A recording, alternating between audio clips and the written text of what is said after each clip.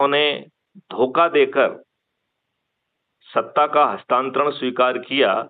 शारदा जी, एक नया तथ्य हमें मालूम पड़ा जब आरबीआई की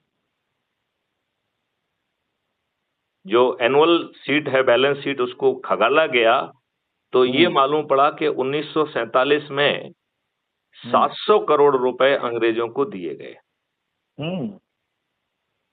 जानते हैं किस चीज के थे? नहीं। ये राष्ट्रपति भवन से लेके, पार्लियामेंट से लेके जो इमारतें अंग्रेजों ने हमारे ही धन से बनाई थी, उन सब की एक मुश्त जो है ना भुगतान किया गया है। अच्छा।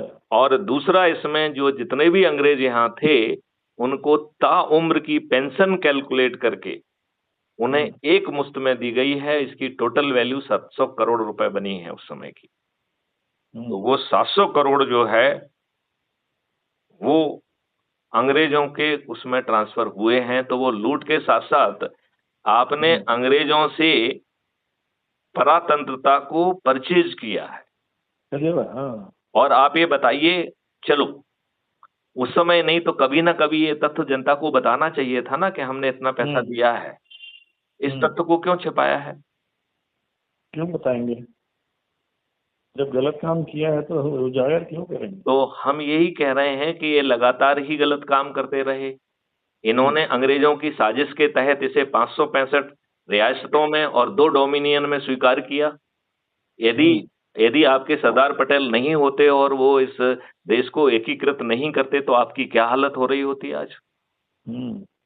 और एक जगह तो इन्होंने दुष्टता करके कश्मीर को जानबूझ के दुष्टता की है। देखिए, आप ये मुझे बताइए, आपको ये मालूम है कि हम जीत रहे थे तो जवाहरलाल नेहरू ने ऑलरेडी नहीं, यदि आप जो है कोई चर्चा करना चाहेंगे तो आप अपने कुलीग से चर्चा करेंगे, अपने गृह मंत्री सरदार पटेल से चर्चा करेंगे, या बिना किसी से पूछे जाके ऑल इंडिया रेडियो पर जाकर अनाउंस करेंगे कि हम सीज फायर घोषित करते हैं?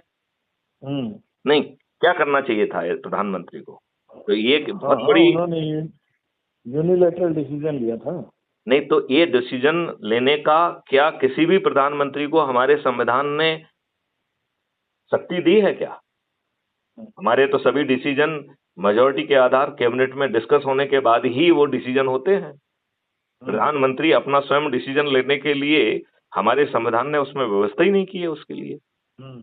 तो जवाहरलाल नेहरू जी शुरू से ही असंवैधानिक व्यक्ति थे। उन्होंने दबाव बनाकर आर्टिकल 370 डलवाया और भाजपा ने ड्रामा करते हुए उसे हटाया।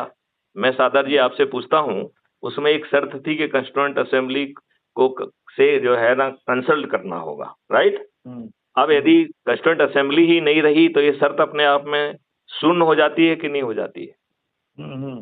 तो उसके लिए विधानसभा, फिर पार्लियामेंट, और फिर पार्लियामेंट जो है ना कंस्टिट्यूएंट असेंबली, इस ड्रामा करने की बजाय एक लाइन में यदि हम कहते कि कंस्टिट्यूएंट असेंबली चूंकि अब अस्तित्व में नहीं है, लिहाजा यह शर्त अपने आप में शून्य है कि नहीं है? हाँ, it's null and void by virtue of non existent of the constituent assembly. आप नॉन एग्जिस्टेंट संस्था को तो कंसल्ट नहीं कर सकते हैं ना। तो फिर अब एक ही शर्त रह जाती है कि आपको राष्ट्रपति को नोटिफाई करना है। और राष्ट्रपति कब नोटिफाई करते हैं किसी चीज को? जब कैबिनेट किसी मसौदे पर चर्चा करके उसे अनुमोदित करके राष्ट्रपति के पास भिजवाती है तो राष्ट्रपति is obliged to notify it. इसका मतलब है आर्टिकल 370 इतने साधारण तरीके से हट सकता था। तो जो भाजपा ने ड्रामा नौटंकी की वो अत्यंत ही निंदनीय है, राइट? इस बिना किसी इस ड्रामा के ये चीज जो है यदि चाहते तो अटल बिहारी वाजपेयी के 13 दिन की सरकार भी हटा सकती थी, राइट? 13 दिन वाली सरकार जिसके पास ठीक ढंग से मेजोरिटी भी सिद्ध नहीं कर पाए थे वो, क्योंकि कैबिनेट तो बना था, कैबिनेट तो फंक्शनल था, बस उसी को एक प्रपोजल भेजना था और इससे ज्यादा तो कुछ करना नहीं था, राइट? अब जो है आर्टिकल 35A की बात कर लेते हैं। तो मेरे ख्याल से आपकी जानकारी में ये बात है कि आर्टिकल 35A कभी पार्लियामेंट में नहीं गया है। हाँ, वो उसको मतलब ऐसे ही जोड़ दिया गया बिना उसके कहे डॉक्टर राजेंद्र प्रसाद के ऊपर 1954 में दबाव बनाकर जो है ना नोटिफाई कराया गया। लेकिन इस देश के संविधान ने क्या राष्ट्रपति को ये शक्ति दी है कि वो नोटिफिकेशन से किसी आर्टिकल को पैदा कर दे? हम्म, ऐसी कोई शक्ति हमारे राष्ट्रपति में निहित नहीं है।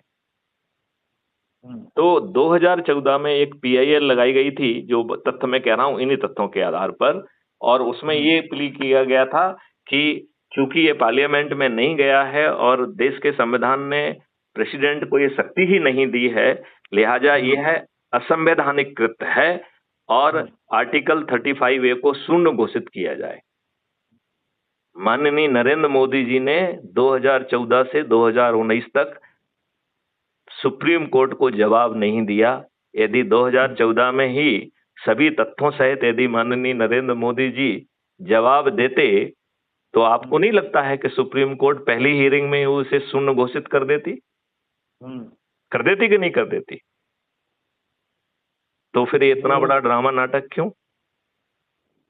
तो ये राजनेता जिन्होंने आपको जाति, धर्म, संप्रदाय और संकीर्ण राजनीति के आधार पर अपने उम्मीदवारों को शॉर्टलिस्ट किया,